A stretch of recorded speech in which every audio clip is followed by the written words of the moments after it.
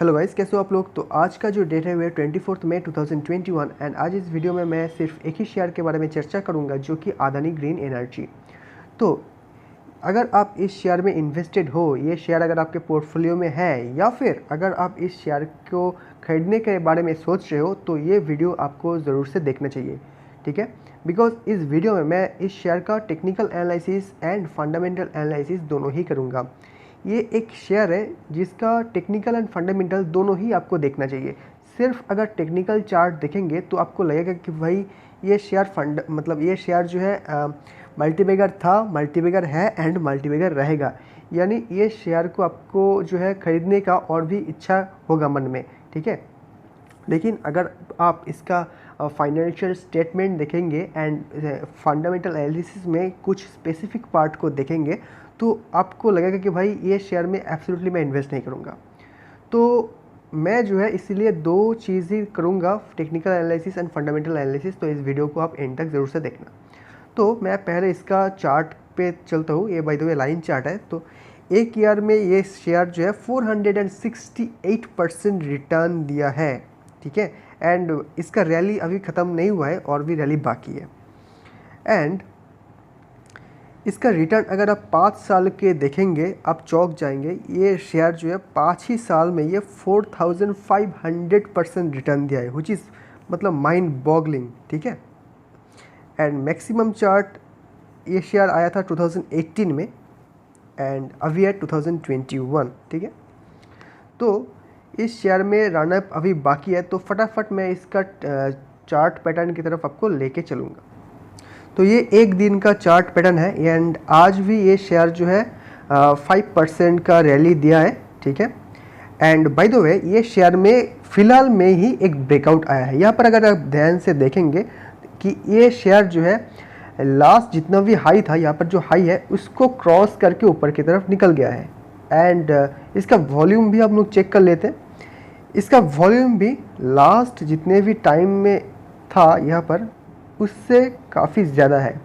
लेकिन अगर मैं इसका वीकली टाइम फ्रेम का चार्ट आपको दिखा दूँ आप चौंक जाएंगे। ये देखिए ये कितना रनअप हुआ या कितना ज़्यादा रनअप हुआ है। उसके बाद बहुत टाइम से ये कंसोलिडेशन कर रहा था इस जगह पे, है ना। बट लास्ट वीक यहाँ पर लास्ट 2 वीक का अगर चार्ट देखेंगे, यहाँ पर देखिए बुलिश मराबोजू कैंडल हुआ है यहाँ पर बैक टू बैक, ठीक है।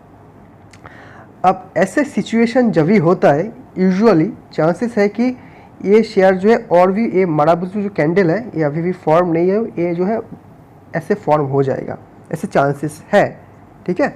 तो अभी भी ये शेयर रन अप नहीं हुआ है एंड मुझे लग रहा है कि टेक्निकल चार्ट देख के आप छोटे अमाउंट में इन्वेस्ट कर सकते हो। एंड बाय द वे ये शेयर में मैं इन्वेस्ट नहीं किया एंड मैं जब इसका प्राइस अराउंड 400 के आसपास था तब मैंने इस जगह पे इन्वेस्ट किया था।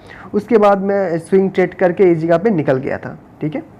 एंड अदानी गैस में भी सेम मैंने 135 में इन्वेस्ट किया था एंड 200 के अराउंड 194 रुपीज़ में मैं निकल गया था। आप देखिए वो कहाँ तक आ गया है ना। जो भी हो हम लोग यहाँ पर देख लेते हैं। यहाँ पर आप क्लियर कट देख सकते हो, अच्छा खासा एक डब्ल्यू पैटर्न भी बनाया है एंड उसके साथ ये मेजर जो रेजिस्टेंस था इसको भी ब्रेक किया है। तो मैं अगर ये शेयर यहाँ पर अगर वॉल्यूम देख लेंगे नेक्स्ट वीक का वॉल्यूम अगर ज़्यादा हो एंड अगर ये शेयर ऊपर की तरफ जाना चाहिए, ठीक है।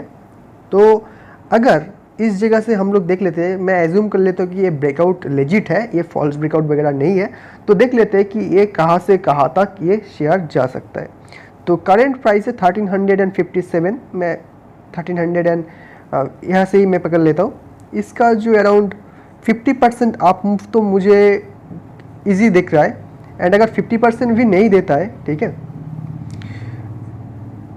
मुझे लग रहा है कि इस जगह से जो है आपको 30% के around up move short time में दिखने के लिए मिल जाएगा। ये टेक्निकल चार्ट के बेसिस पे मैं ये बता रहा हूँ। लेकिन अगर ये यहाँ से नीचे आ जाए तो भी आपको घबराने की ज़रूरत नहीं है। यहाँ पर एक रेजिस्टेंस होगा इस जगह पे जो है, you can think of buying, ठीक है। बट आप इस शेयर को खरीदोगे या फिर नहीं खरीदोगे ये आपका फुल डिसीजन आपका होगा, बिकॉज मैंने अभी भी इसका फंडामेंटल एनालिसिस मैंने नहीं किया, इसका जो है चार्ट पैटर्न ही मैंने आप लोगों को सिर्फ दिखाया है, ठीक है।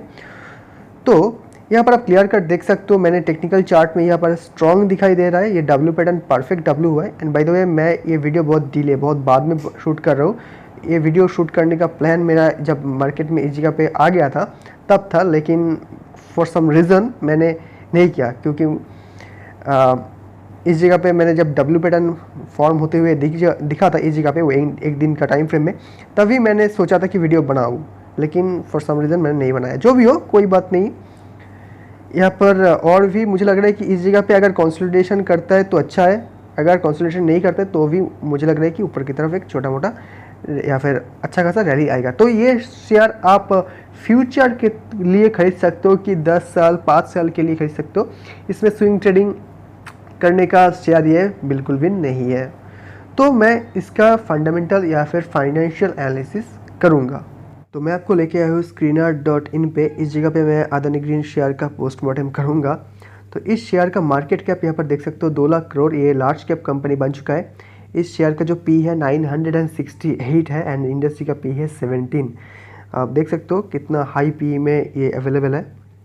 इसका जो है प्रोमोटर होल्डिंग चेंज हुआ है लास्ट क्वार्टर में 18.6%, ये बहुत ही बुरा चीज़ है एंड इसके बारे में ही मैं वीडियो के स्टार्टिंग में बात कर रहा था, ये एक बहुत ही बुरा साइन है। लेकिन मैं यहाँ पर एक और चीज़ बताना चाहता हूँ कि लास्ट क्वार्टर तक अदानी ग्रीन में 40% शेयर प्लेज था, ठीक है, लेकिन इस क्वार्टर में वो प्लेज का जो परसेंटेज है वो 0 हो गया है, यानी प्रोमोटर ने सारे के सारे शेयर्स को जो है अनप्लेज कर दिया है। तो हो सकता है कि उन लोगों ने उसका शेयर को सेल करके वो जो प्लेज शेयर है उसका पैसा चुकाया है, बट इसके बारे में मैं श्योर नहीं हूँ, लेकिन ये तो एक अच्छा न्यूज़ है कि उसने जो है अनप्लेज कर दिया है जितना भी शेयर था। इसका जो है करंट प्राइस देख सकते हो, बुक वैल्यू है 14, ROE है 14.2%, डेट टू इक्विटी है 10.8 which is crazy, pledge percentage 0 है, अच्छा बात है, लेकिन debt to equity is huge. Return on 1 year यहाँ पर देख सकते हो 442%, डिविडेंड नहीं देता है, फेस वैल्यू है 10, प्रोमोटर होल्डिंग है 56.3, मतलब डिक्रीज होकर 56.3% हुआ है। इस शेयर का प्रोज एंड कॉन्स देख लेते हैं। प्रोज तो कोई है ही नहीं, इसका जो कॉन्स है यहाँ पर देख सकते हो, बुक वैल्यू से इतना टाइम इसमें ट्रेड कर रहे हैं, ठीक है। Company has low interest coverage ratio, promoter holding has decreased 18.60% decrease हुआ है, tax rate seems low, company has a low return on equity of -7% for last 3 years. तो बेसिकली मैं आपको एक चीज़ बता देता हूँ कि इतना लो ROE होने के बावजूद भी इतना रैली क्यों कर रहा है, ठीक है, ऊपर की तरफ ही जा रहा है ये शेयर। वाई? इसका रीज़न है इसका फ्यूचर को देख के लोग इसको खरीद रहे हैं, ठीक है।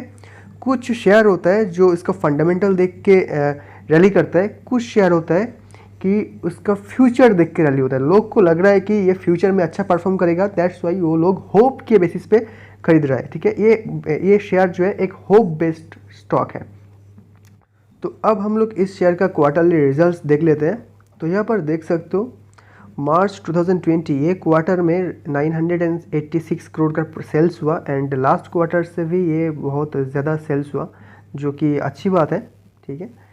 ऑपरेटिंग प्रॉफिट देखिए लास्ट क्वार्टर से भी ज़्यादा हुआ है, 626 हुआ है, लास्ट क्वार्टर से भी ज़्यादा हुआ है।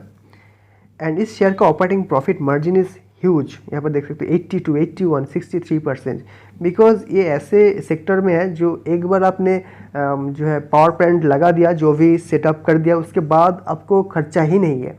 तो operating profit margin is amazing. इसका अदर इनकम मैं नहीं देखूंगा इस जगह पे। अब इसका प्रॉफिट बिफोर टैक्स देख लेते हैं। यहाँ पर देखिए पहले का जितना भी साल है उसमें ये लॉस कर रहा था प्रॉफिट बिफोर टैक्स में, एंड नेट प्रॉफिट में भी आप चेक कर सकते हो कि नेट प्रॉफिट में भी यहाँ पर नेगेटिव में चल रहा था, ठीक है। जहाँ पर इसका जो है सेल्स ग्रोथ अच्छा खासा था, लेकिन उसका जो है ऑपरेटिंग जो एक्सपेंसेस है वो इंक्रीज़ होने की वजह से एंड कुछ दूसरा रीज़नों की वजह से जो है इसका नेट प्रॉफिट में इम्पैक्ट हुआ। लेकिन लास्ट कुछ क्वार्टर्स से यहाँ पर देख सकते हो लगातार इसका प्रॉफिट इंक्रीज़ हो रहा है। नेट प्रॉफिट 96, 45, 19, 44 एंड इस क्वार्टर में तो हद ही कर दी भाई, 105 करोड़ का इसने नेट प्रॉफिट किया। तो मैं ये कह सकता हूँ कि भाई इस शेयर का जो है जो प्रॉफिट है वो दिन के दिन इंक्रीज़ हो रहा है, ठीक है। ऑपरेटिंग क्या कहते हैं, सेल्स भी इंक्रीज़ हो रहा है। तो इसका फ्यूचर, ये जो स्टेटमेंट देख के मुझे बहुत ही अच्छा लग रहा है कि फ्यूचर में शायद और भी 100 करोड़ से शायद नेक्स्ट क्वार्टर में कुछ और डबल डिजिट में कर दे, ट्रिपल डिजिट में डबल कर दे इसका रिजल्ट, क्या पता। ईपीएस भी यहाँ पर देख सकते हो, पहले तो ईपीएस नेगेटिव में चल रहा था, अब इसका जो ईपीएस है पॉजिटिव में है। तो अब हम लोग इस शेयर का yearly profit and loss statement देखेंगे। तो 2017 में इस शेयर ने सेल्स किया था 502 करोड़ का। उसके बाद मार्च 2018 में सेल्स हुआ था, देख सकते हो 3 गुना हो गया था, 1480 करोड़ का। 2019 में इसका सेल हुआ था 2000। इसका नेक्स्ट ईयर में 2020 में 2500, इस ईयर में हुआ है 3124। तो सेल्स तो लगातार स्काई रॉकेट हो रहा है, इंक्रीज हो रहा है, ठीक है। लेकिन ऑपरेटिंग प्रॉफिट भी हम लोग देख लेते हैं। ऑपरेटिंग प्रॉफिट भी यहाँ पर अच्छा खासा इंक्रीज हो रहा है, ठीक है। यहाँ पर देख सकते हो इस ईयर में तो 2314 हुआ था, जो लास्ट 4 क्वार्टर से बहुत ही ज़्यादा है। यहाँ पर ऑपरेटिंग प्रॉफिट मार्जिन मैंने आपको दिखा दिया है, ह्यूज है। लेकिन इसका जो नेट प्रॉफिट है लास्ट 4 साल से नेगेटिव में ही चल रहा था।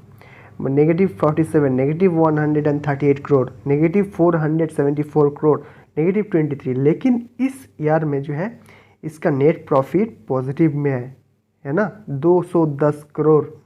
तो अगर नेक्स्ट ईयर से इसका प्रॉफिट पॉजिटिव में आने लगा तो ये शेयर तो डेफिनेटली रॉकेट बन जाएगा एंड इसका वैल्यू जो है जस्टिफाइड हो जाएगा, ठीक है। तो ये फंडामेंटल मुझे सही लग रहा है, ठीक है। तो हम लोग इस कंपनी का ईयरली बैलेंस शीट भी चेक कर लेते हैं। तो यहाँ पर आप चेक कर सकते हो कि इस कंपनी का जो बोरोइंग्स है वो दिन के दिन इंक्रीज़ हो रहा है, ठीक है।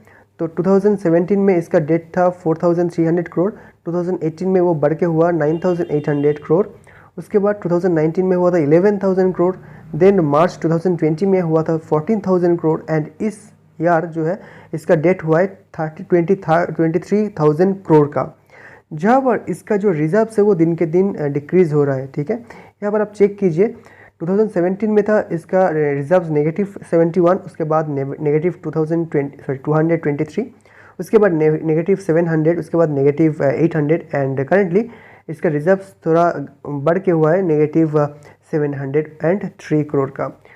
तो यहाँ पर आप क्लियर कट देख सकते हो इस कंपनी का डेट टू इक्विटी रेशियो जो है वो बहुत ही ज़्यादा है। तो आप सोच समझ के जो है यहाँ पर डिसीजन लीजिएगा। तो मैं आपको लेके आया हूँ इस वीडियो का सबसे इम्पोर्टेंट पार्ट में, जो कि प्रोमोटर शेयर होल्डिंग पैटर्न। तो इस पार्ट को देखने के बाद ही आपको डिसाइड करना है कि if you want to buy this share और नॉट।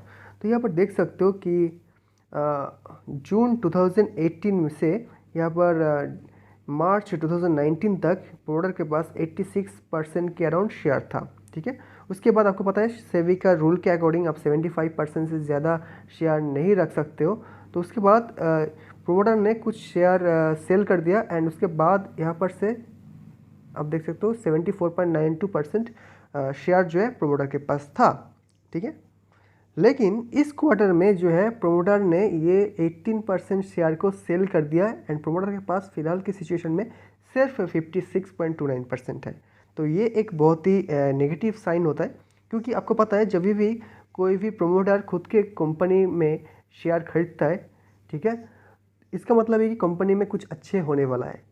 बिकॉज जब कोई प्रोमोटर उसकी खुद की कंपनी का शेयर खरीदता है, इसका मतलब इनडायरेक्टली ये है कि उस शेयर में उस कंपनी में कुछ अच्छा होने वाला है एंड उसके वजह से उसका शेयर प्राइस जो है ऊपर की तरफ जाएगा, ठीक है। एंड वाइस वर्सा, यानी कि जब कोई भी कोई भी प्रोमोटर उससे खुद की कंपनी का शेयर सेल करते हैं, ठीक है, इसका मतलब यह है कि भाई कंपनी में कुछ बुरा सिचुएशन आ गया है एंड उसका प्राइस जो है नीचे की तरफ जा सकता है, तो वो लोग उसका माल बेच के निकल रहा है। लेकिन ये चीज़ ऑलवेज सही नहीं होता है, कभी कभी सही होता है, मैक्सिमम टाइम सही होता है।